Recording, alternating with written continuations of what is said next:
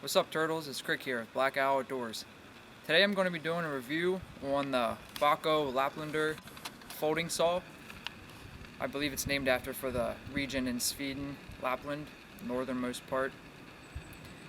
You can find this online for around $30, which is a good price in my opinion for the tool you're getting and the quality. 9 inches closed length right here. The handle's 9 inches, so it's definitely small enough to fit into a pack. When it's closed, it is locked, which is nice if you're going to pop it in your pack or in a pocket, that the teeth aren't going to be in jeopardy of coming out and grabbing some fabric, tearing it, which is nice. On a wrist lanyard here, there's a nice leather thong. I guess in a pinch you could also eat this if you needed to in a survival situation. The saw opens up with this conveniently labeled button here that says press. Push this down, releases the saw. This is a 7-inch saw, coated steel. I'm not exactly sure the type of steel it is.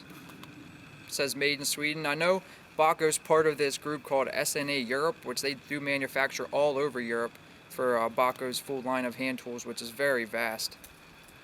The saw blade itself features this XT7 toothing, 7 teeth per inch.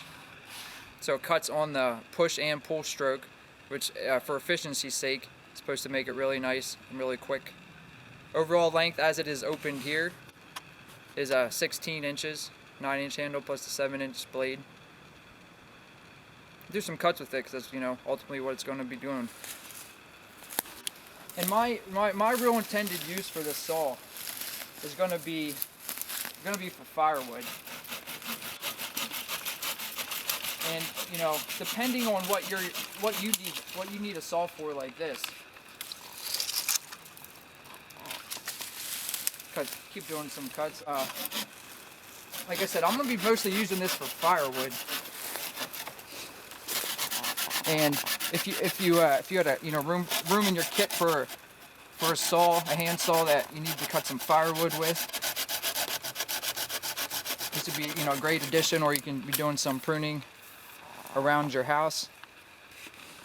A great saw like this. Now, if you were in a forest, say you were actually wanted to fell trees with a hand saw, a bow saw would be a better way to go. But since I'm really only on public land, I can't just cut down trees willy-nilly as I desire, so I really don't have a use for a big hand saw like that.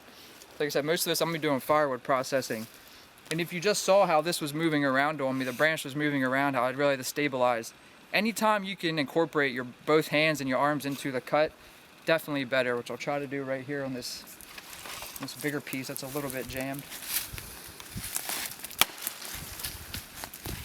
For the sake of balance, using both hands, keep your body balanced.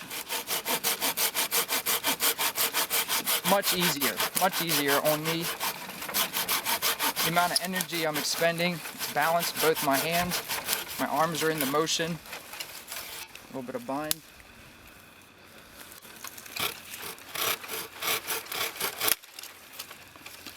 Watch your face camera.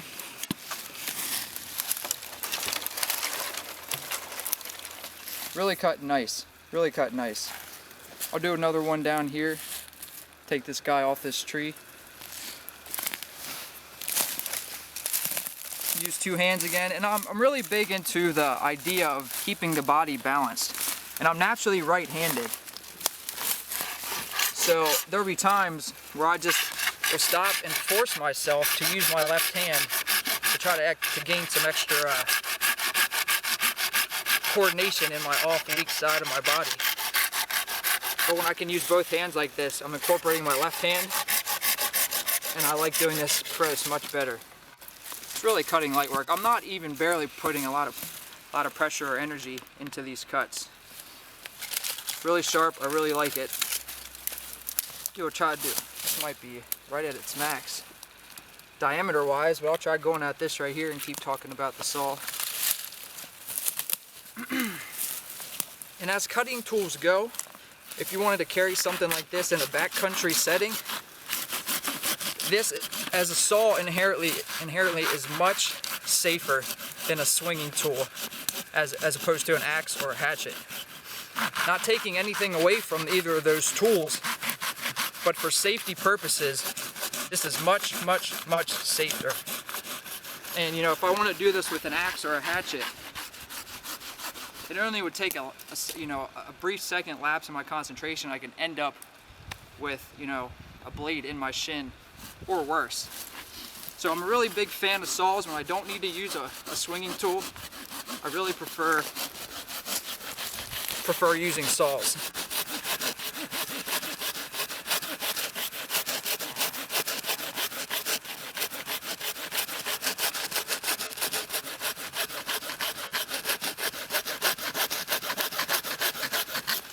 Something to keep in mind. Like I said, not taking anything away from those tools. They're very efficient in their own right. Have a multitude of uses and different uses. But for safety, if you're miles and miles from definitive care and you want to process wood, a saw would definitely be a safer tool to use.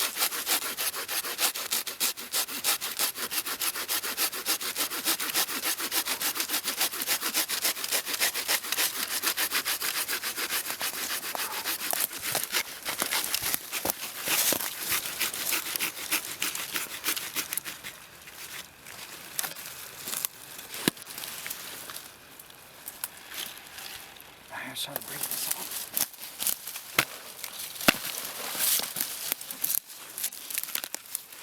Get this in there. You can see, I don't know, what is this, maybe 5.5, 6 inch diameter log in relation to the blade. Went through that nice and easy. You can hear I'm a little bit out of breath, but I could do this all day. Got this in me all day. Smeared off the writing on the saw, no problem. Tools meant to be used. This is Krik signing out with Black Outdoors. Later, turtles.